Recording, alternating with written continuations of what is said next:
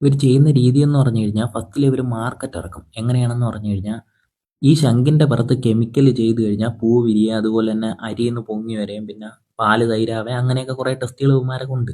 ഇത് ചെയ്ത് കഴിഞ്ഞാൽ 500 കോടി അല്ലെ 200 കോടിക്കൊക്കെ വിൽക്കാൻ പറ്റുമെന്നും പറഞ്ഞിട്ട് ഒരു മാർക്കറ്റ് ഇവന്മാരുണ്ടാക്കും. ഉണ്ടാക്കിയിട്ട് ഈ ഇടയിൽ വരുന്ന ബ്രോക്കർമാരുണ്ട്, പൈസ ഉള്ളവന്മാരെ കൊണ്ട് ഈ സാധനം വാങ്ങി കയ്യിൽ വെപ്പിക്കും. കയ്യിൽ വെപ്പിക്കുമ്പോഴത്തേ പിന്നെ ആരാണ് ഈ കെമിക്കൽ ചെയ്യാന്ന് പറഞ്ഞവനെ പിന്നെ കാണത്തില്ല. അപ്പോഴത്തേ അതോടുകൂടി അതവിടെ സ്റ്റോപ്പ് ആകും. പിന്നെ ഇയാൾ കെമിക്കൽ ചെയ്യുന്ന ആളിനെ അന്വേഷിച്ച് പോയി കഴിഞ്ഞാൽ ജന്മത്തത് കിട്ടത്തുമില്ല. അതോടുകൂടി ഈ സാധനം മേടിച്ചവൻ്റെ കയ്യിലത് ഇരിക്കും. ഇതാണ് ഒരു രീതി. രണ്ടാമത്തെ രീതി എന്ന് പറഞ്ഞു കഴിഞ്ഞാൽ ഇപ്പം ഈ സാധനം ഇരിക്കുന്ന തിരുവനന്തപുരത്താണെന്നുണ്ടെങ്കിൽ ഒരു 10 കിലോ അവിടെ എടുത്തു വെക്കും. എന്നിട്ട് പറയും നേരെ കൊല്ലത്ത് കൊണ്ടുവന്നു കഴിഞ്ഞാൽ നമ്മൾ വാങ്ങിക്കാമെന്നും പറഞ്ഞൊരു ഡിമാൻഡ് ക്രിയേറ്റ് ചെയ്യും. അങ്ങനെയാണ്. അപ്പോഴത്തേക്ക് ഇടയിൽ നിൽക്കുന്ന ബ്രോക്കർമാർ ആരെങ്കിലും പൈസ കൊടുത്തിട്ട് ഈ സാധനം ചെറിയ പൈസ കൊടുത്ത് മേടിക്കും. ഇത് ഇവർ എത്രയാണ്, 1 ഗ്രാമിന് 2500 രൂപയ്ക്കാണ് മാർക്കറ്റ് റേറ്റ് പറയുന്നത്.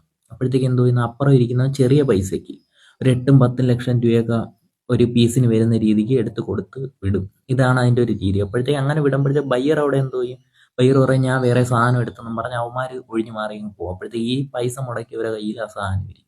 ജന്മത്ത് വിൽക്കാൻ പറ്റത്തില്ല. കാരണം എന്താണ്, ഇത് 8000 രൂപയുള്ളത് കന്യാകുമാരിയിൽ ചെന്ന് കഴിഞ്ഞാൽ ഇത് ആർക്ക് വേണമെങ്കിലും കിട്ടും ഇത്.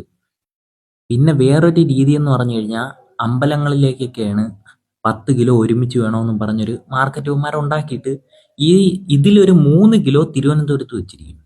എന്നിട്ട് ഇവന്മാർ പറയുന്നതെന്ന് പറഞ്ഞു കഴിഞ്ഞാൽ 10 കിലോ ഒരുമിച്ച് വേണമെന്നും പറഞ്ഞിട്ട് ഈ വെച്ചിരിക്കുന്നവൻ്റെ ആള് തന്നെ കൊല്ലത്ത് ഈ സാധനം വെച്ചിരിക്കും. ബാക്കി 7 കിലോ എന്നിട്ട് മാർക്കറ്റ് ഇറക്കും. ഇതെടുത്ത് നേരെ തിരുവനന്തപുരത്ത് എൻ്റെ വീട്ടിൽ കൊണ്ടുവന്നു കഴിഞ്ഞാൽ ഞാൻ എടുത്തോളാം എന്നും പറഞ്ഞൊരു മാർക്കറ്റ് ഇറക്കിയിട്ട് ഇടയിൽ വരുന്ന ബ്രോക്കർമാരെ കൊണ്ട് ഈ സാധനം വാങ്ങി കയ്യിൽ വെക്കും. അതാണ് അതിൻ്റെ രീതി.